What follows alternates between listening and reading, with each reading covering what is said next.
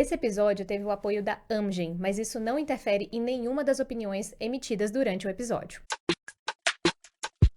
Olá, pessoal! Sejam bem-vindos a mais um episódio do podcast do Reumatize, um podcast direcionado para médicos que desejam se atualizar em reumatologia. Eu sou Júlia.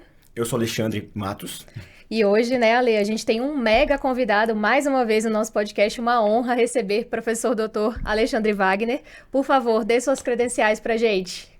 Olá a todos, a honra é toda minha, né, de poder falar sobre esse tema palpitante. Eu sou professor afiliado da disciplina de reumatologia da Unifesp, né, e hoje vamos ter um papo bastante agradável sobre a doença relacionada à IgG4. Que bom, doutor. Então, o senhor já deu o highlight de que a gente vai voltar a explorar, né? Que a gente já tem um outro episódio, pessoal. Não deixem de conferir na nossa plataforma. Excelente, já trazendo highlights sobre o tratamento da doença relacionada à IgG4. E hoje nós vamos mudar um pouquinho o foco, né, Ale? A gente vai explorar um pouco mais a parte clínica e o diagnóstico, porque é um desafio para todos nós que atendemos pacientes, fazemos interconsultas, e a gente tem muita coisa para falar desse tema. No episódio de hoje a gente vai falar sobre as correlações clínicas, laboratoriais e dos achados radiológicos e também anatomopatológico. A gente vai falar sobre pseudotumor orbitário, fibrose retroperitoneal, acometimento pulmonar, renal, os diversos acometimentos dessa doença que é a doença relacionada a IgG4. Legal, Ale, mas eu acho que antes da gente entrar diretamente nessa parte, né, é importante a gente trazer um pouco, né, doutor, para o ouvinte, vamos conceituar um pouco de uma forma breve o que é a doença relacionada a IgG4, o que a gente tem que entender sobre essa patologia. Muito bem, é interessante esse ponto porque a gente tem várias vertentes dessa doença. Então, primeiro, ela é uma doença multissistêmica, né? Apesar de existirem formas de expressão mais localizada, nós temos múltiplos órgãos e sistemas envolvidos em diferentes combinações que podem levar à formação de fenótipos, que exploraremos mais adiante. Ela é fibroinflamatória, mas também, além de ser fibroinflamatória, ela é autoimune, porque ela tem autoantígenos caracterizados. Não só isso, uma resposta imune bem montada com linfócito B sendo a célula apresentadora de antígeno, para a ativação do linfócito T CD4 com características citotóxicas e um biomarcador muito comum que aparentemente não é patogênico, a IgG4, que ela tem um perfil muito mais anti-inflamatório, apenas como um bystander, um arroz de festa, um acompanhante de todo o processo. Além desse fato de ser uma doença fibroinflamatória, de ter uma característica autoimune pela resposta imune montada, ela também há uma tendência de transformá-la numa vasculite de vasos variáveis pelo envolvimento vascular, que iremos detalhar mais adiante. Eu acho que seria um spoiler muito grande para o episódio a gente ficar discorrendo agora né, sobre envolvimento vascular, mas há um movimento para trazê-la para o mundo das vasculites de vasos variáveis. Ela é uma doença que foi reconhecida como entidade isolada em 2003 e juntando as peças do quebra-cabeça de manifestações que eram isoladas e não relacionadas, né, descritas desde a época do Mikulicz, no século XIX, o tumor de Kuttner, da glândula submandibular, só relembrando o Mikulicz, glândulas parótidas e lacrimais aumentadas, né? A tiroidite de Riedel, da doença de Ormond, que é a fibrose retroperitoneal. Então, juntando as peças do quebra-cabeça a partir do brilhante trabalho dos japoneses no início do ano 2000, em 2003 ela foi caracterizada como uma entidade, como uma doença específica. Doutor, e dois pontos importantes da fala do senhor, né? É com relação à IgG4 sérica, que é muito mais uma consequência do que a causa, né, do dano orgânico acumulado. E o segundo, que eu gosto de brincar, que é a IgG4, né, a doença relacionada à IgG4, ela é um grande matador de epônimos, né? Porque agora não tem mais, né? A gente já descobriu que, na verdade, são fenótipos da mesma doença, né? Então, em breve, talvez a gente deixe de usar esses termos. Talvez a gente continue usando muito mais para se referir a subgrupos da doença, mas que todas fazem parte da mesma doença. É verdade. E realmente ela conseguiu unir, né, diferentes pontos isolados com epônimos em uma entidade só, que, na verdade, explica toda a interconexão entre elas, né? Que bom, doutor. Mas e se a gente pensar para... A gente sabe do desafio diagnóstico dessa doença na prática. E o que que a gente poderia deixar de dica, então, para o pessoal que está em casa, sobre as manifestações? O que que ela tem de diferente nessa apresentação clínica? Quais seriam, da parte sistêmica especialmente, o que que a gente deveria esperar? Por exemplo, como que é esse comportamento em relação à febre, outros sintomas, para a gente ajudar as pessoas a nortearem essa hipótese diagnóstica? De uma forma geral, a doença relacionada à IgG4, ela pode vir em um paciente relativamente bem, com evolução subaguda, quando sintomática, com alguma disfunção de órgão acometido, né? Sem sintomas consumptivos, sem uma relevante perda de peso, sem febre, né? Pouca ou nada de fadiga. E, por outro lado, muitos pacientes chegam apenas com achado de exame de imagem, feitos por qualquer outro motivo, e são, digamos, investigados a partir daquele achado. Claro que você pode ter sintomas relacionados àquele órgão acometido, né? Que se toma, por exemplo, dor abdominal, lombalgia, investiga, tem uma massa retoperitoneal. Mas você pode não ter sintomas relevantes e por algum exame de imagem feito por outro motivo você encontra o acometimento de algum órgão e aí vai atrás até chegar ao diagnóstico de preferência anatomopatológico. Então, no geral, o paciente ele vai estar bem clinicamente. Você não espera anemia, provas inflamatórias elevadas, febre, perda de peso, né? A perda de peso ela é observada em situações de insuficiência pancreática exócrina, num paciente que já está numa fase mais sequelar e teve a pancreatite autoimune do tipo 1, por exemplo.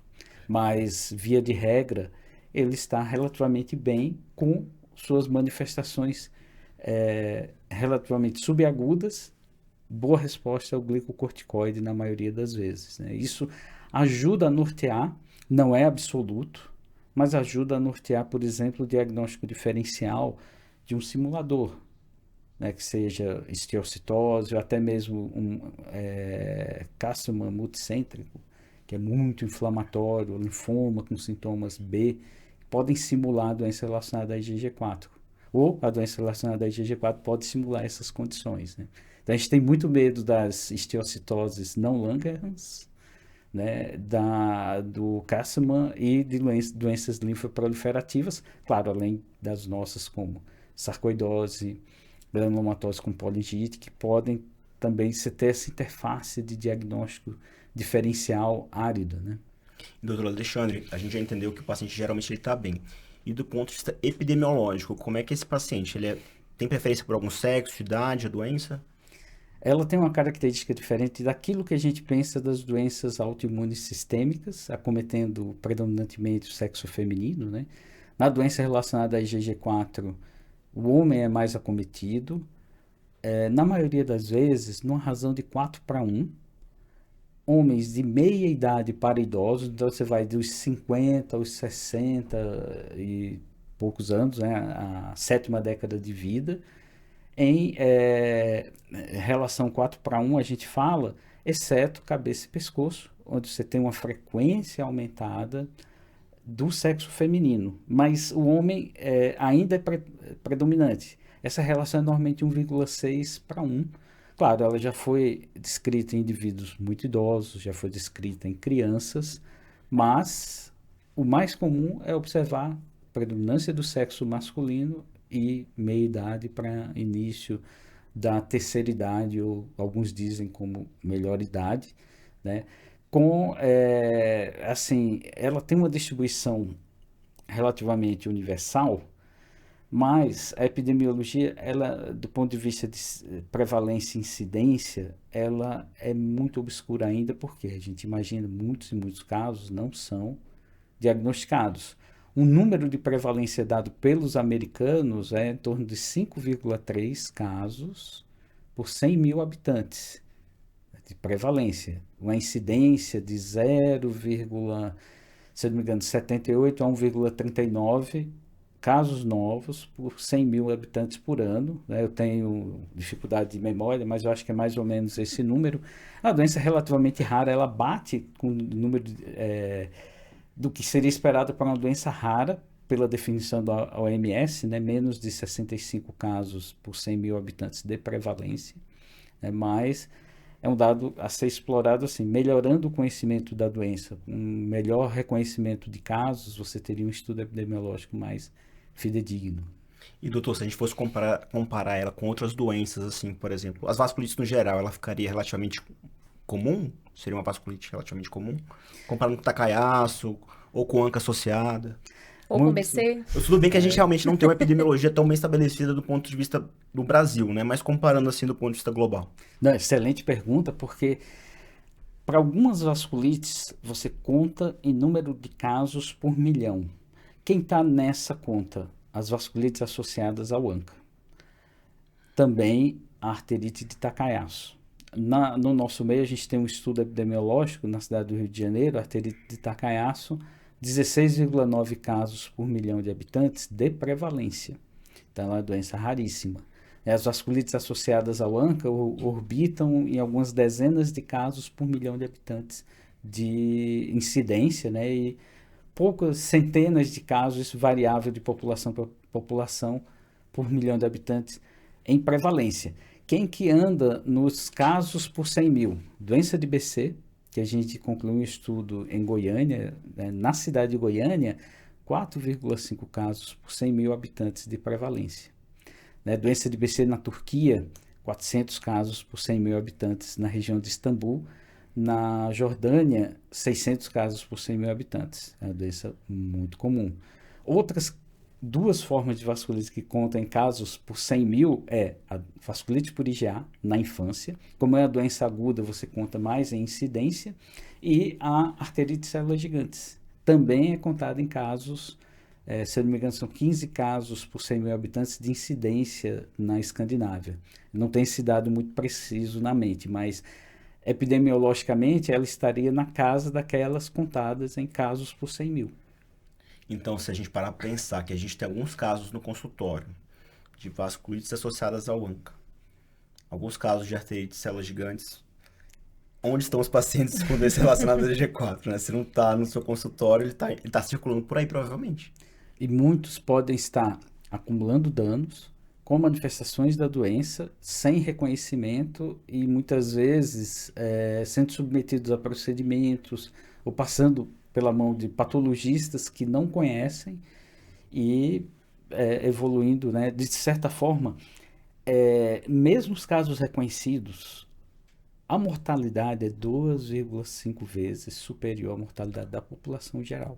Ou seja, eles podem, além de acumular danos, podem estar morrendo, né? É uma forma triste de se dizer que o não conhecimento da doença traz consequências, né?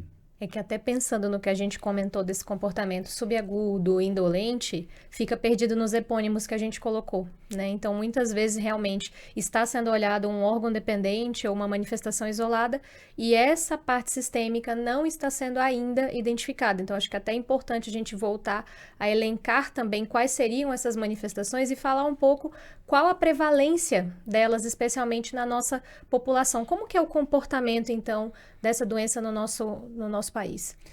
Bom, nós temos o ambulatório de vasculites da Unifesp, né? A gente recebe casos e o que chama atenção não só no ambulatório de vasculites, mas também na clínica privada, que a gente faz segunda opinião, é que na maioria das vezes o paciente vem de especialidades afins, correlatas.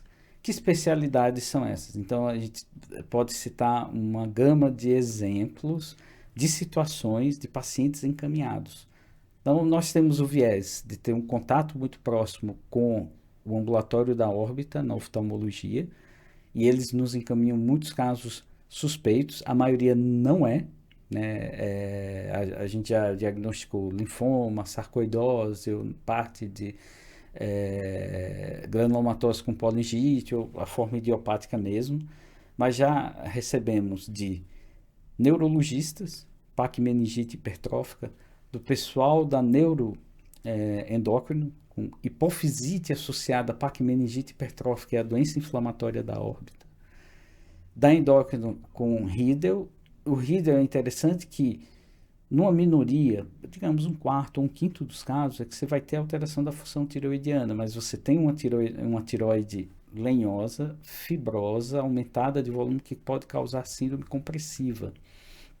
Então, solicitar TSH e T4 livres não resolve o problema. Você precisa palpar a tireoide, senti-la, e isso como parte do exame físico.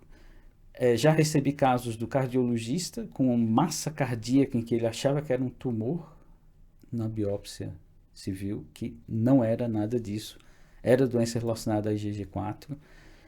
Gastroenterologista, até eu acho que a gente recebe pouco, né, com envolvimento pancreato biliar ou hepático, que você pode ter um quadro hepático que parece uma hepatite autoimune. Nefrologista pelo lado mais do envolvimento renal, né, nefrite tubulointersticial, glomerulonefrite membranosa, e também do hematologista. Hematologista vendo o lado da fibrose retroperitoneal, é um linfoma, biopsia, doença relacionada a IgG4, né? Pneumologista, com a gama de manifestações que temos no pulmão, né?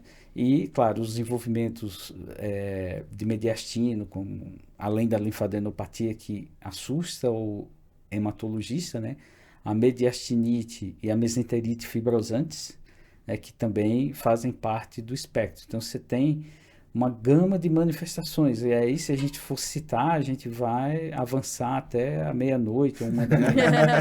E a gente vai falar ainda, né, pro doutor? A gente vai revisar ainda essas manifestações. Mas, doutor, assim, pensando do ponto de epidemiologia e casuísticas, assim, tanto brasileiras quanto fora do Brasil, assim, quais são as manifestações mais frequentes? Teria alguma, assim, que é mais prevalente realmente ou não? Nos orientais, por exemplo, você tem um quadro muito mais cabeça e pescoço, né? Apesar do predomínio do sexo feminino. Na nossa população, a gente tem o acúmulo entre cabeça e pescoço e micolix sistêmico, que a gente acabou não falando dos fenótipos, né? Mas um grande estudo em escala mundial conseguiu, pelas manifestações clínicas, formar clusters de fenótipos, né? Então, o lado pancreático, hepático ou biliar, que também que deu origem ao pensamento da doença relacionada a IgG4, né? Com a pancreatite autoimune, muito comum em japoneses, né? O estudo do Hideaki Hamano, publicado no New England em 2001, que foi um dos pioneiros para unir toda a gama de manifestações como doença relacionada a IgG4.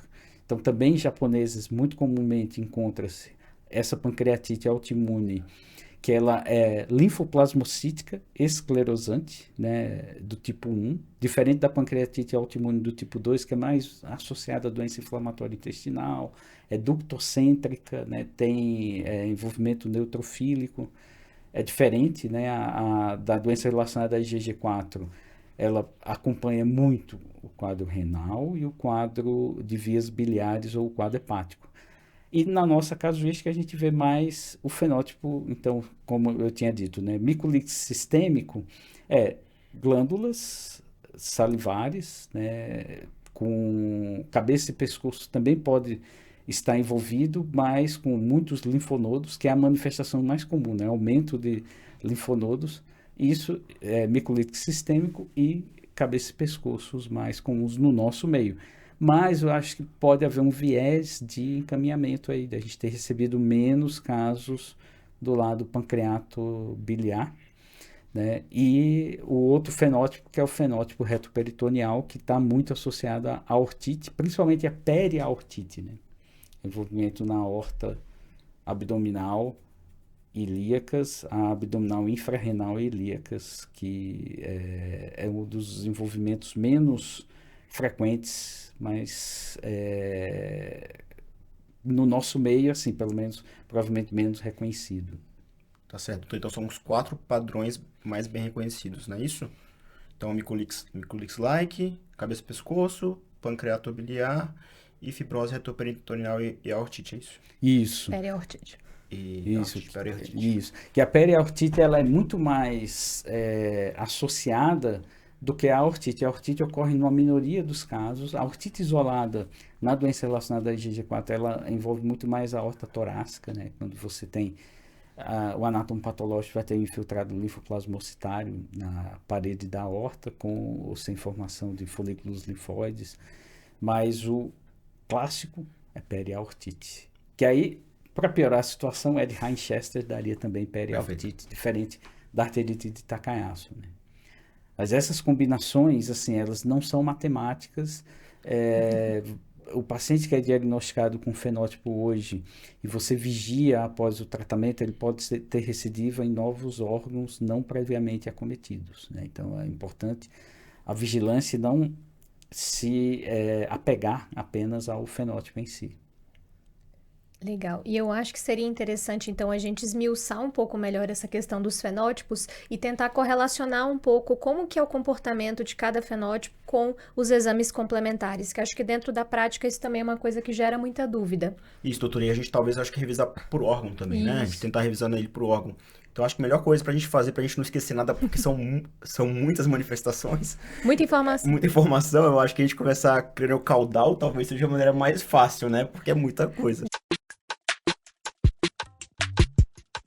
A paquimeningite hipertrófica, uma situação clássica, ela tem algum achado que me faz pensar mais na doença relacionada a G4, ou ele é indistinguível, por exemplo, de uma paquimeningite relacionada à ANCA associada, à artrite reumatoide? Como que seria isso? É muito difícil você buscar uma especificidade apenas na manifestação clínico e radiológica.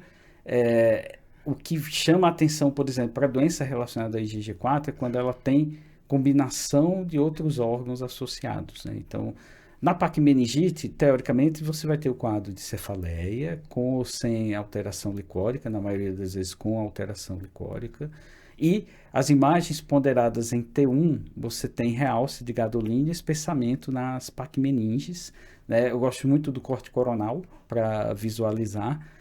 Então, se você combina hipofisite com paquimeningite, hipofisite, paquimeningite, doença inflamatória da órbita, você já chama a atenção para a possibilidade. É de bom tom que você busque um tecido para confirmação diagnóstica, né? Do ponto de vista, assim, a doença relacionada à IgG4, seu melhor biomarcador seria a IgG4. Existe um biomarcador secundário, ou secundários, né, que é eosinofilia, elevação de IgE, ou plasmablastos recém-formados, mas aquele que você tem mais confiança é a dosagem da IgG4 sérica, que, no caso, vai estar elevada em até 70% a 80% dos casos, de uma forma geral, na doença ativa, mas não afasta-se o diagnóstico quando o seu nível é normal. Qual que é o fenótipo de pior, digamos, auxílio da dosagem? Retroperitoneal, periaortite abdominal, cabeça e pescoço pode estar elevada, ajudando, mas mesmo que esteja elevada com essa combinação, você só tem a certeza pelo anátomo patológico. E aí é combinar com neurocirurgião ou oftalmologista o melhor tecido. Você precisa de um órgão acometido para te ajudar no diagnóstico. E os achados típicos vão estar presentes, doutor, seja na órbita ou na paquimeninge, é esperado isso? O que na órbita chamaria atenção para a doença relacionada à IgG4? Ótimo. A gente acabou não relatando. Classicamente, você tem as glândulas lacrimais. As glândulas lacrimais, existe uma forma semiológica, até tem um artigo de revisão na Advances Rheumatology, escrito pelo Dr. Frederico, que mostra a semiologia do exame, para você ver a glândula lacrimal, se ela está aumentada ou não, mas ele não se restringe às glândulas lacrimais. Então, na órbita, você pode ter envolvimento de músculo, da gordura e de glândula. E quando envolve músculo, o reto lateral mais acometido, né, que chama mais atenção. Você pode ter envolvimento realce do nervo óptico associado. Se a massa orbitária tem alguma localização conal, ou seja, próximo ao seio cavernoso, lá no finzinho da órbita, próximo ao nervo óptico, a emergência do nervo óptico, você pode ter redução da acuidade visual, isso é importante, né, na urgência do tratamento, e que começa com redução da definição de cores pelo paciente. Nos tecidos, quando a gente fala de anatomo patológico, de uma forma geral, os tecidos, eles têm um padrão anatomopatológico da doença relacionada à IgG4, com algumas variações entre eles, né? Para esse tipo de situação, claro, a órbita vai ser o melhor acesso para a biópsia. A hipófise transesfenoidal, né? E eventualmente, do ponto de vista de Pachymeninges, é mais estereotáxico, então você não tem envolvimento de parênquima, é algo mais tranquilo, guiado pelo exame de imagem. Então, hematoxilina eosina, microscopia óptica, o que vai chamar mais atenção? Infiltrado denso linfoplasmocitário. Muitas vezes é o máximo que o patologista descreve. Talvez por falta de conhecimento da doença, né, de exposição. Você pode encontrar fibrose historiforme ou flebite obliterante, é muito difícil que eles relatem, né, principalmente nesses tecidos, mas via de regra é infiltrado linfoplasmocitário. Por que eu digo isso?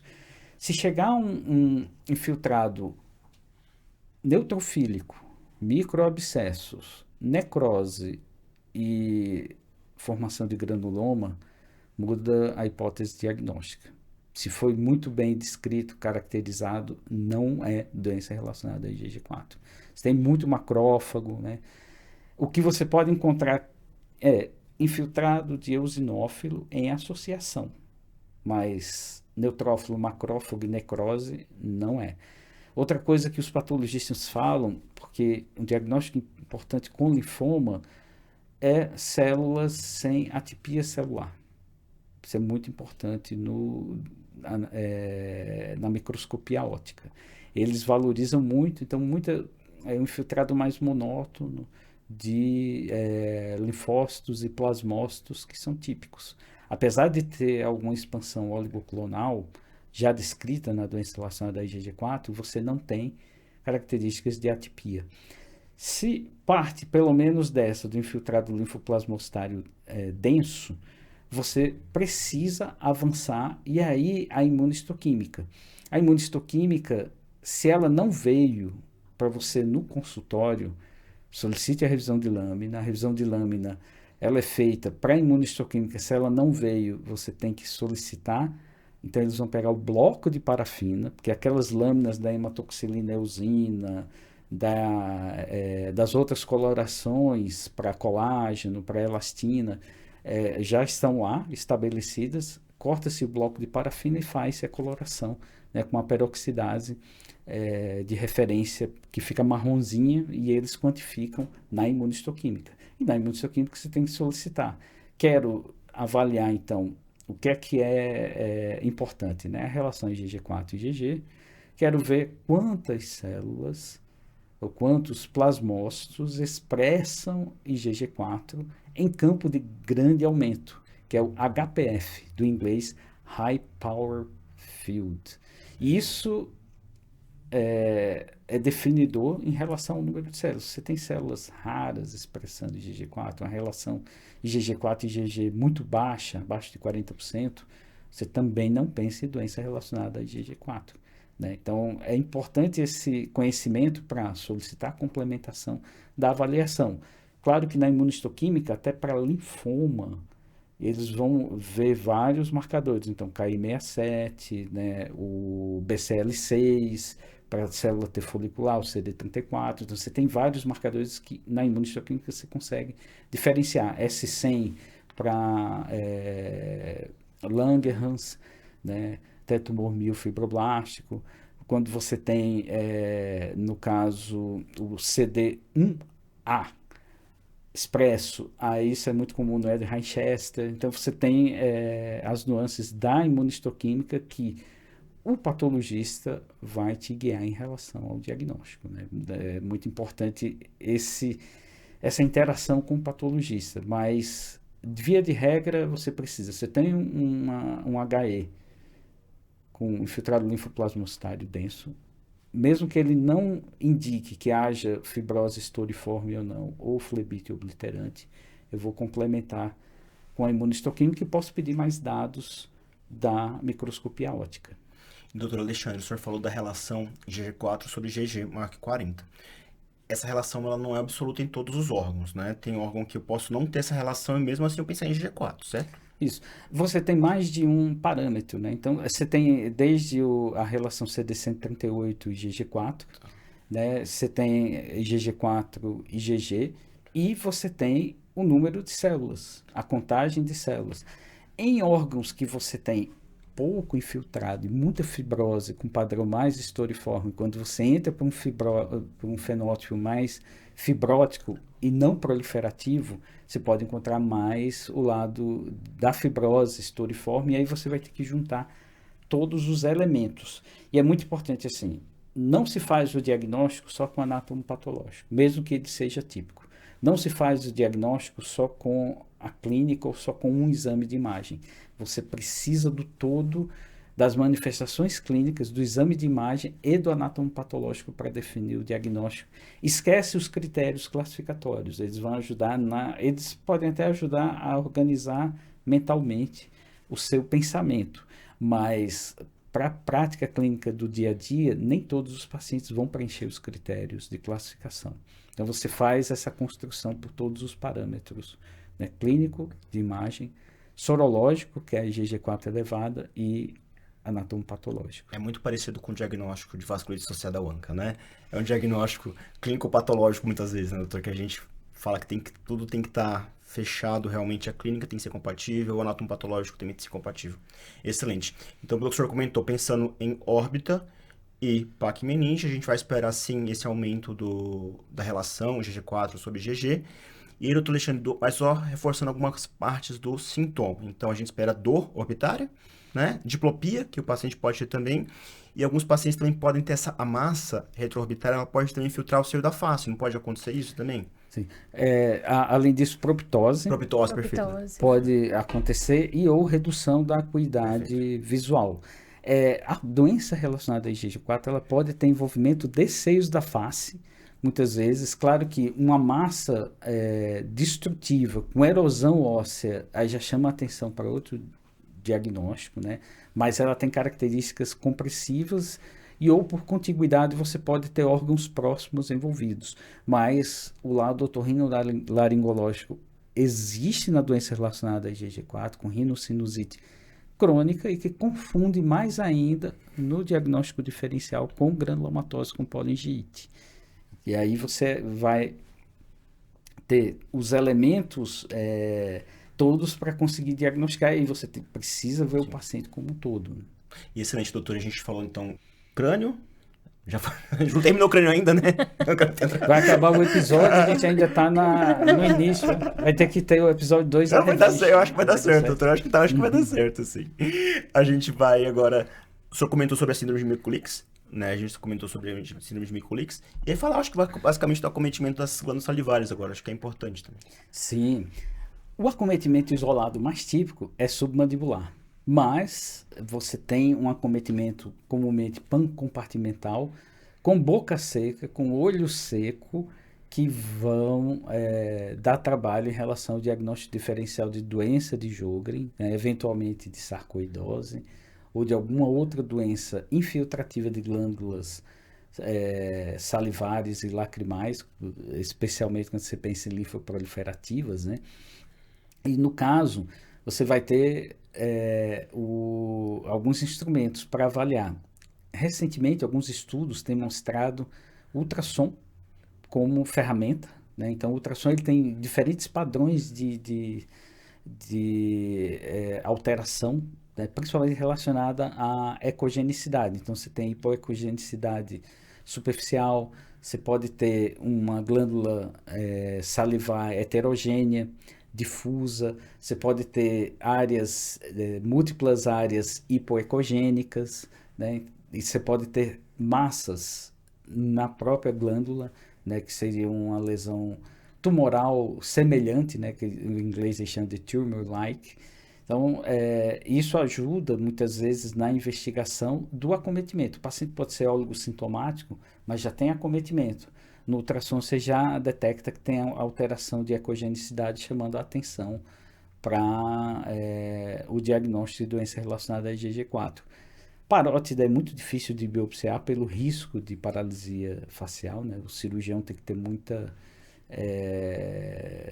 destreza, mas você pode utilizar de outros órgãos que estejam em acometimento, né? Então, de cabeça e pescoço, além desses, temos o Riedel, né? Que também pode ser uma fonte para biópsia, e aí lesão muito fibrosante, menos infiltrado linfoplasmocítico, né? Acometimento tiroidiano, no caso, né, doutor? Perfeito. E linfonodos.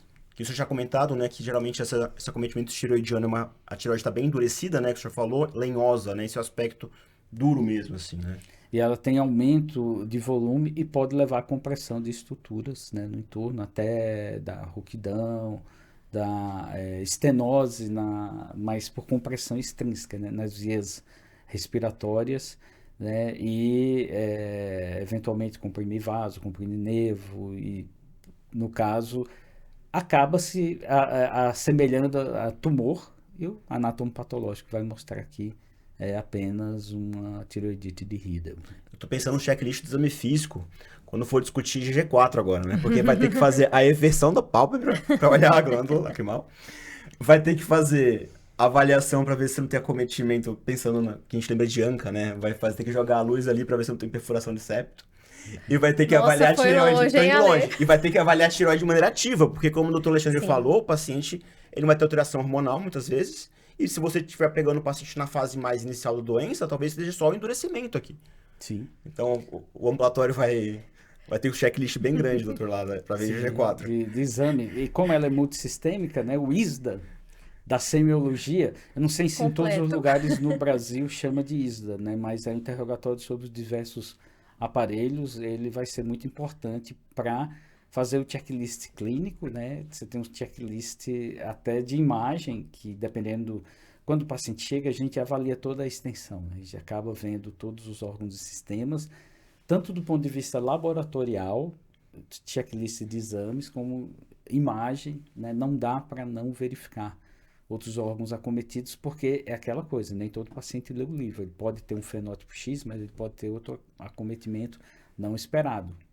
E, doutor Alexandre, só uma coisa para lembrar, do diagnóstico diferencial com doença de Sjögren, que uma coisa que é diferente da doença relacionada a IgG4, quando a gente compara um pouquinho com o Sjögren, é que o paciente, às vezes, na doença relacionada a IgG4, ele tem um aumento muito importante da glândula submandibular, que a gente não espera tanto na doença de Sjögren.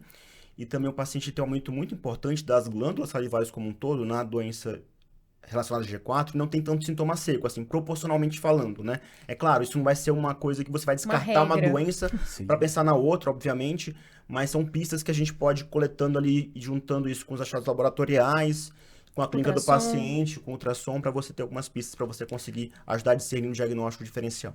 Perfeito, né? Essa polarização para o lado da submandibular, a sua evolução muito mais indolente, né? A gente tem um subgrupo de pacientes com doença de Sjögren que fazem parotidites agudas e a menor intensidade dos sintomas secos, né? Observado na doença relacionada a IgG4. E até é importante a gente lembrar que muitos locais, quando a gente pede o ultrassom de glândulas salivares, não é feito, né, de forma complementar, automaticamente submandibular. Então, a importância da gente também ter esse lembrete na nossa solicitação, que nem a gente fez a pontuação sobre a biópsia, para que a gente não deixe passar esse detalhe, até pensando em possíveis diagnósticos diferenciais. E o doutor Alexandre você comentou, acho que lá no começo do episódio, quando a gente falou dos fenótipos, esses pacientes com sintomas, com essa síndrome Kulicks-like, eles costumam ter mais sintomas sistêmicos? Tem alguma correlação com linfonodomegalia, alguma coisa do tipo, ou estou confundindo? Eles têm muita correlação com linfonodomegalia e eles têm muita correlação com níveis bem elevados de IgG4, né? Você pode ter envolvimentos mais linfonodos em diferentes órgãos, diferentes cavidades, né, como mediastino e abdominais, né, retroperitoneais, nesse quadro, que é muito assim, glandular linfonoidal, né, que pode, claro, eventualmente ter algum outro acometimento que está fora da regra daquele fenótipo, né? Por exemplo, você pode ter o quadro pulmonar dentro dele, você pode ter eventualmente o quadro pancreático dentro, então você acaba vigiando tudo, mas ele é muito linfonoidal disseminado com envolvimento glandular, maior chance de recidiva, né? Que a IgG4 mais elevada, ela está muito associada à recidiva. É até uma coisa que é empírica, mas que é disseminada por uma grande autoridade, é que o nível está X, ele vira 2, 3, 4 vezes acima daquele nível de IgG4 sérica. Um colega nosso, que é grande autoridade, que é o John Stone, ele acaba retratando o paciente pelo alto risco de recidiva, com níveis que estão crescentes, né? Mas assim, ela ajuda no diagnóstico, ela não é absoluta, ela é mais um elemento. E não esquecer, muitas vezes, quando a gente estudava testes sorológicos, do efeito Zona. Então, níveis muito elevados podem vir falsamente normais e, na dúvida, pode pedir para o laboratório fazer com o soro diluído e, eventualmente, você tem uma surpresa, né? Disse que 20 a 30% dos pacientes pode ter efeito prozona dando níveis falso negativos, ou seja, falsamente normais, né? Quanto mais elevado, mais ajuda para o diagnóstico, mas num estudo publicado até no Journal of Rheumatology, você tinha os 25% dos casos que, mesmo na elevação 5 vezes o nível da normalidade, você tinha diagnóstico alternativo. Então, cuidado, não se apoie apenas no nível da IgG4. Excelente, doutor Alexandre. E o senhor comentou, aproveitando já, acho que já pegando uma estrutura que é próxima, o senhor até falou já sobre a linfonodomegalia, né? Essa linfonodomegalia tem uma característica específica porque, pelo que eu estava revisando na literatura, não é uma linfonodomegalia reacional, é pelo próprio infiltrado de IgG4 do linfoplasmocitário, na verdade, né, no linfonodo. Ele tem algum aspecto no exame físico? É um linfonodo mais endurecido? Ou ele vai ser elástico mesmo? Ou isso não está descrito? Localização específica. É porque, por exemplo, na tireoide fica endurecida. E o linfonodo, como é que tá? Não, mas o linfonodo é interessante porque ele é um linfonodo mais fibroelástico, ele não é um linfonodo de linfoma, tem os locais mais associados, né? Então você vai ter axilar, mediastinal, retoperitoneal, como sítios mais encontrados, e é uma pena, mas é um dos órgãos que menos ajudam para você fechar o diagnóstico, porque ele é mais monótono. Você não encontra fibrose estouriforme, você vai encontrar mais o infiltrado linfoplasmocitário. Claro que ele pode ajudar num diagnóstico diferencial de linfoma, até mesmo Castleman, como a gente tinha falado, né? Então, um Rosai-Hoffmann, que é muito linfonoidal e é uma esteocitose não Langerhans, o linfonodo vai ajudar nesse diagnóstico. Mas para a doença relacionada a IgG4, ele é muito interno, né, do envolvimento mais profundo, e pode não ser palpável, né, como aquilo que a gente esperava no cervical, mas nunca esquecer da semiologia do axilar, do linfonodo axilar, que é frequentemente presente. Excelente. Bom, fazendo a nossa semiologia crânio-caudal, então vamos descer mais um pouco, doutor. Vamos falar um pouco sobre o tórax. O que a gente precisa ficar de olho? O envolvimento torácico, ele é multifacetário, né? E nós até falamos inicialmente o coração, né? O coração você pode ter espessamento pericárdico, pericardite constrictiva, massas no coração, né? Até envolvimento de espessamento valvar. Você tem alterações que, a princípio, não vão chamar atenção para a doença relacionada a IgG4. Você vai pensar num diagnóstico alternativo e a surpresa vem depois. Na maioria das vezes, o reumato recebe de outros especialistas após o anátomo patológico, né, da suspeita. Então, a aorta também acometida. E aí, quando você vai, pleura, espessamento pleural é um espessamento marcante. Quando você vai para o parênquima pulmonar, o parênquima pulmonar ele traz diferentes padrões, então são lesões muito pleomórficas. Você pode ter um padrão muito mais nodular, você pode ter um padrão de espessamento peribroncovascular, você pode ter um padrão de vidro fosco, até o faveolamento E o vidro fosco você pode ter áreas, né, com essas opacidades arredondadas pelo pulmão ou ter mais de um tipo de lesão no mesmo paciente.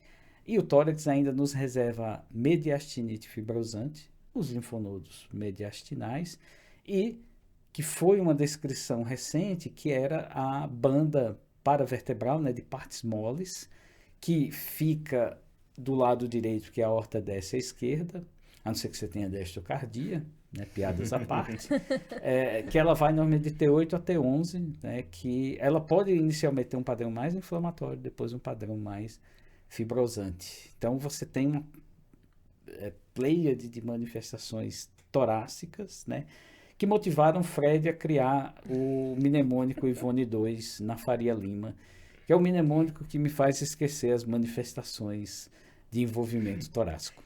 Doutor, já falou tanto esse mnemônico que até hoje eu não memorizei, doutor, mas vamos lá, hoje pode ser o dia, me lembra aí. Não, pra quem é de fora, vamos lá, pra quem não, é de fora. Mas ele vai repetir, porque eu vou ver se eu memorizo hoje, então hoje é o dia, vamos lá, doutor, revisa pra mim, por favor, doutor, Ivone 2. Porque o Ivone I seria infiltrados, né, V peribroncovascular, né, que opacidades, N de nódulos, né, e o E espessamento, né, da pleura e de brônquio vascular. E o E2, por que mesmo, doutor?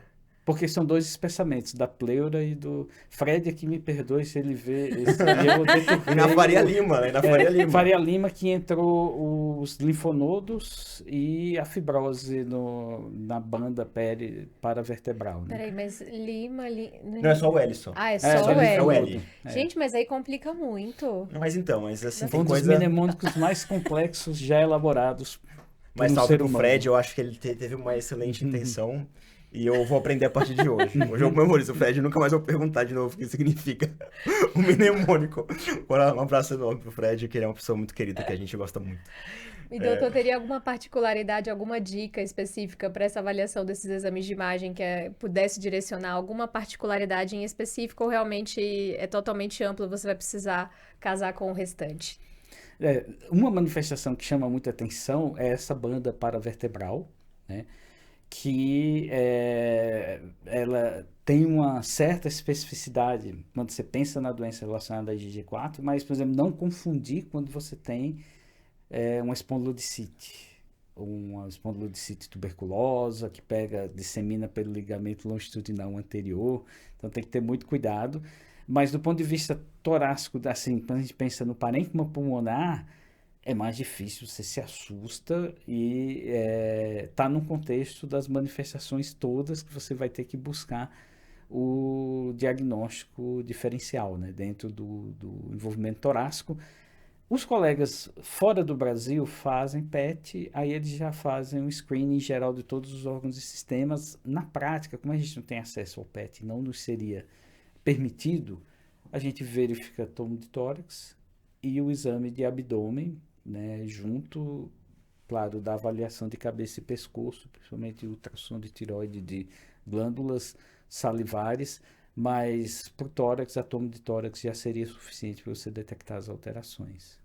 Tem mais uma coisa, que a doença relacionada à G4, como a gente revisou recentemente, pode também acometer coronária, né, doutor? Que a gente estava cometendo, né? Eu não queria entrar no lado vascular, mas descrição do pessoal do Massachusetts General Hospital, né, que 2 outros grupos levaram trabalhos a um ACR esse ano. Aproximadamente 4% dos pacientes com doença relacionada à IgG4 têm envolvimento coronariano, e esse envolvimento é principalmente tronco descendente anterior com envolvimento vasculítico mesmo. Então, aí a gente vai ter aorta, veias da flebite obliterante, né? E aí, uma característica do parênquima pulmonar, você encontra arterite obliterante na biópsia de pulmão. Então, aorta e periaortite, coronárias, vasos de médio calibre, né? Arterite no pulmão, pequeno calibre, flebite obliterante em diferentes órgãos, obliterante e não obliterante, pequeno calibre, por isso que chama a atenção como vasculite de vasos variáveis, a gente ia chegar no abdômen esquecendo das coronárias. Só A sua complica. relevância.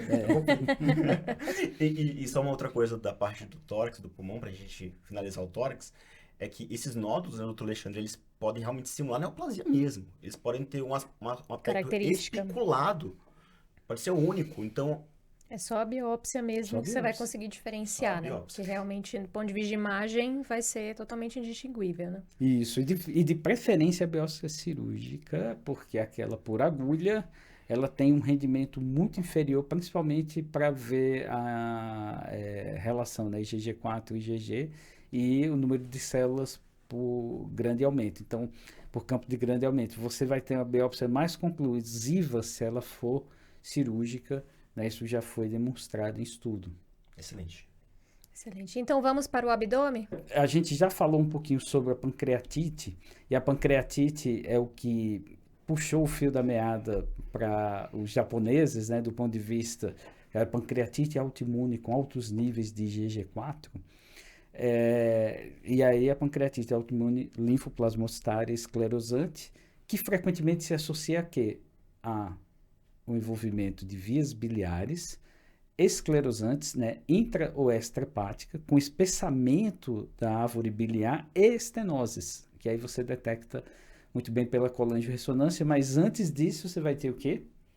Icterícia, prurido, né, associados ao quadro, digamos, de elevação de enzimas hepáticas, principalmente canaliculares. E se o paciente não tem diagnóstico, fica naquela dúvida: olha, será que é uma colangite esclerosante não supurativa? Será que é uma doença autoimune hepática?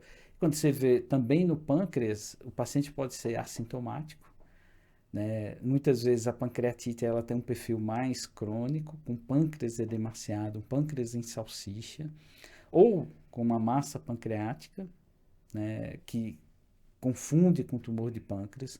Essa massa pode até comprimir e levar também à icterícia, né? E aí tudo daria confusão com tumor. Então, essa associação, principalmente quando você tem a pancreatite autoimune do tipo 1, você vai ter associação com nefrite túbulo intersticial.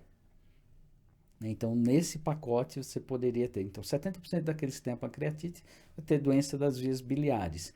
O lado renal é muito mais túbulo intersticial, e nós não somos muito treinados para ver o lado do túbulo intersticial na avaliação do paciente, na urina 1, né? Então, o paciente que pode ter o quê? Hipostenúria, pode ter pH elevado na urina por perda de bicarbonato. Se for mais proximal, vai ter proteinúria. Não confundir, claro, eles podem fazer a nefrite membranosa, a glomerulonefrite membranosa, que é menos comum do que a nefrite túbulo intersticial, e o pior é a elevação dos níveis séricos de creatinina, perda da função renal, isso tudo associado ao consumo de complemento, que é um dos biomarcadores que, na prática, você acaba fazendo no checklist do paciente, né, a dosagem do complemento do paciente com doença relacionada a IgG4. Não esquecer da urina 1. A gente acaba solicitando a amilase, a lipase, gama-GT, FA, mas assim, urina 1, creatinina, complemento, P/C ou proteinúria, né, são importantes. Eventualmente ele pode ter massas renais, mas o exame da imagem do rim não vai revelar muita alteração numa fase inicial. E é um cuidado importante que muitos pacientes podem cronificar por não terem esse reconhecimento do envolvimento renal, né? E o envolvimento renal, claro, você pode ter um quadro de uropatia obstrutiva com hidronefrose pela massa retoperitoneal que abraça o ureter, e isso acaba tendo a necessidade de um tratamento urgente, né, para não levar o paciente para diálise por insuficiência pós-renal. Então aí a gente já andou para o lado retoperitoneal, que pode ser linfonoidal ou da massa, associado a periaortite, que pega a aorta infrarrenal e ilíacas, né? E essa massa se estende em torno da aorta, e claro, pode comprimir estruturas, mas quem é a maior vítima é o ureter. De uma forma geral, o ureter é a vítima, e você acaba tendo a insuficiência renal, né, pós-renal. No homem, não esquecer da próstata, né? A prostatite associada na doença relacionada à IgG4, que também pode ser sintomática e levar a uropatia obstrutiva. Já tem relatos até de espessamento de paredes de ureter, né? De bexiga também relacionados, mas prostatite do lado pélvico e a massa retroperitoneal, que acaba também sendo um problema no paciente. Ela pode ser assintomática ou pode ter o sintoma de lombalgia, dor abdominal vaga, inespecífica, né? Então, aí a gente passa pelo lado abdominal. O envolvimento intestinal é raríssimo e até tem relatos de que no intestino, você tem muito plasmócitos nas placas de Peyer, então você não, intestino biópsia não vai conseguir te ajudar no diagnóstico da doença relacionada a IgG4. E doutor, nessa parte da imagem renal, pode ser também descrito também algumas imagens hipoecóicas, bem delimitadas também no parênquima renal também. Excelente, Ali. E doutor, só voltando da parte do acometimento pancreático, que também é descrito aquele realce em formato de anel também, não é isso? Isso. Então você vê até tanto a tomografia quanto a ressonância vão te ajudar na investigação. Então o pâncreas ele é demasiado, ele perde as suas lobulações, fica em formato de salsicha e você tem um sinal do halo de um edema peripancreático associado, né? Então isso tudo pode evoluir para atrofia do pâncreas na falta de tratamento com insuficiência endócrina, né? Diabetes do tipo 2 e exócrina com diarreia crônica, síndrome de má absorção e baixos níveis de elastase fecal, né? Isso leva à perda de peso, depleta o paciente e você acaba tendo que repor enzimas pancreáticas. Excelente, doutor. Excelente. E da parte do acometimento biliar, ele pode ser bem pleomórfico, né? A gente lembra daquele padrão mais semelhante a CEP, né? Que faz estenose, salteado, mas ele pode ser de várias maneiras, né? Muitos... Tudo, intra, extra... Essa, tipo até na vesícula biliar, né, com espessamento de paredes, você fica preocupado com colangiocarcinoma, por exemplo, né? E acaba que no final vai ser apenas infiltrado o linfoplasmocitado. Eu acho que G4 vai entrar naquela lista de doenças, né, que na reunião clínica você pode falar, né? Que nem lúpus. Que nem lúpus, tuberculose, né? Vai pro House. Vai pro House de 2025. Vai pro lado, não sei o que é, não, pode ser G4. Vai mandar uma dessa daí, vai ser difícil estar errado. Mas pior que eu me lembro de um caso que me marcou, que foi uma pericardite constritiva, que Olha, tipo assim, passou, no final era GG4. Como diagnóstico diferencial. Tem massa, tem dúvida, disfunção, né, de órgão, né? Ou algo que pode estar no espectro dos órgãos tipicamente acometidos, você coloca na lista, né? E aí só invadindo para chegar ao diagnóstico. Claro que eventualmente não vai ser possível. Isso que eu ia perguntar pro senhor, porque assim, beleza, pâncreas ok, hepato biliar talvez dê para fazer alguma biópsia ali, mas quando é um acometimento retroperitoneal, a periortite, como que a gente vai fazer? A periortite não dá, né? Só se houver necessidade, por exemplo, por doença aneurismática, de fazer uma prótese de aorta. Então, hoje em dia, com a intervenção vascular mais endovascular, isso diminui mais ainda. E aí você precisa de outros órgãos acometidos para que tenham facilidade de biópsia. O retroperitoneal é possível, né? Mas a aorta aí não dá, tem que ser um órgão substitutivo, né? Então, o rim é muito fácil, né? Pâncreas é mais complexo, mas muitas vezes num susto, pensando em neoplasia, algum diagnóstico pior, acaba sendo necessária a invasão, a investigação, né? E coração também é órgão de difícil acesso, mas não tem para onde ir, você só sabe pelo anátomo patológico, né? Então você acaba... Tem algumas situações muito específicas que você trata quando você não tem a possibilidade, porque alguém já usou glicocorticoides, o paciente vem manipulado, não biopsiou na hora certa e você segue, vigia, eventualmente numa recidiva você acaba fazendo a biópsia. Bom, doutor, então a gente falou muita coisa importantíssima para a prática, e eu acho que até para fechar, para a gente poder alinhar o conhecimento com o pessoal, 2 pontos-chave, então, em relação à análise histopatológica para a pesquisa de doença relacionada a IgG4.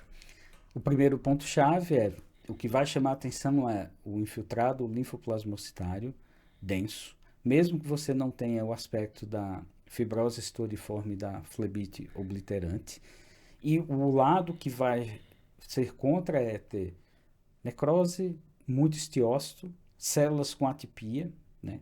E desse ponto base, vá a imunistoquímica se a suspeita for realmente da doença relacionada à IgG4. Claro, a imunistoquímica ajuda no diagnóstico diferencial das histiocitoses e de doenças linfoproliferativas e de diagnóstico diferencial como o Castleman. E do ponto de vista do laboratório, aí vai chamar atenção. Não é um paciente que você encontra anemia, leucocitose, linfocitose elevada. Não é um paciente que você encontra provas inflamatórias elevadas.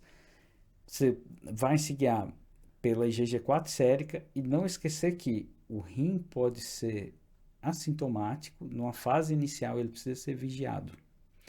Fora isso, o sistema complemento precisa ser vigiado também. Então, toda consulta IgG4, sistema complemento, a parte renal, então urina 1 e proteinúria, e ver, claro, creatinina. Os exames gerais você acaba verificando de tempos em tempos exames de imagem para ver órgãos internos.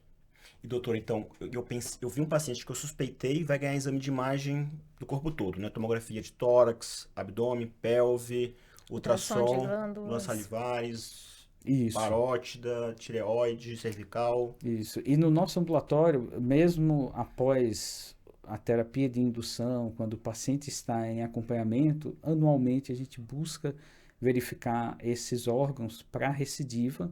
E, claro, a cada 3 meses, a cada 4 meses, ele traz exames laboratoriais gerais, né, quando está numa fase estável, pós-terapia de indução. E eu acho que só mais um exame, só mais uma pergunta de exame. Quando a gente tem acesso, como que está o estado atual do PET? A gente sabe que não é uma realidade, é uma realidade na minoria dos serviços do Brasil, mas em que pé que a gente está hoje com esse exame? Ou quanto a gente deve insistir também para qual paciente vale a pena brigar para Perfeito, Ju. realização. Perfeito. Numa fase inicial de investigação, é mais fácil ele conseguir, porque você tem a hipótese de uma doença linfoproliferativa, então ele tem cobertura, né, de operadoras. No nosso serviço, apesar de trabalharmos no hospital terciário, a gente não tem PET no nosso serviço, então a gente acaba não realizando. E de acordo com aqueles achados que você viu na linha de base pré-tratamento, você pode argumentar com o convênio. Por exemplo, tinha uma alta captação na região retoperitoneal. Você tratou, você não sabe qual foi a resposta desse paciente. Você quer reavaliar o tamanho da massa, que você faz combinado com tomografia, e a sua captação. Se você está num lado mais fibrosante, aí você pode argumentar para refazer a PET. Num fenótipo que não teve esse acometimento muito, assim, que ele vá ajudar tão intensamente, você pode buscar os exames comuns de imagem de tórax e abdômen para te guiar em relação à redução da massa, da atividade e, no caso, recidiva, né? Mas se você tem ele na linha de base, é interessante quando ele é repetido, para você ver evolutivamente com o tratamento. Ótimo, doutor. E o que não fazer nessa pesquisa ou nessa suspeita da doença relacionada à IgG4? Na verdade, assim, ela é multidisciplinar. Você precisa de colegas de outras especialidades. Não seja tímido, busque ajuda, busque revisão de lâmina, discutir com os colegas.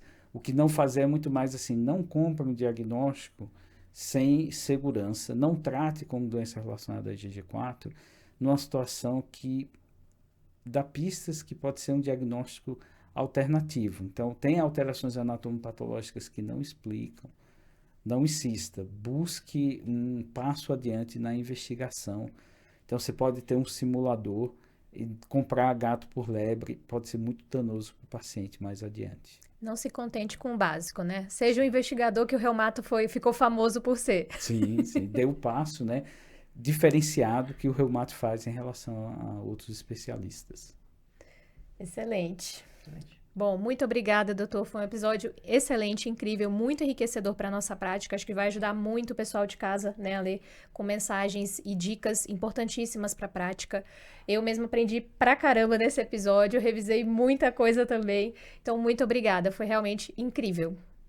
Eu que agradeço pela oportunidade, é sempre um prazer estar aqui com vocês. Obrigado, doutor Alexandre, pela presença.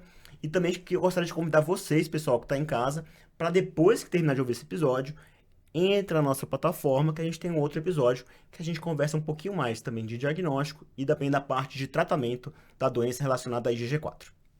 É isso, pessoal. Fiquem com a gente em todas as nossas plataformas e estamos aí. Muito obrigada. Obrigado, pessoal. Obrigado, doutor Alexandre. Tchau, tchau.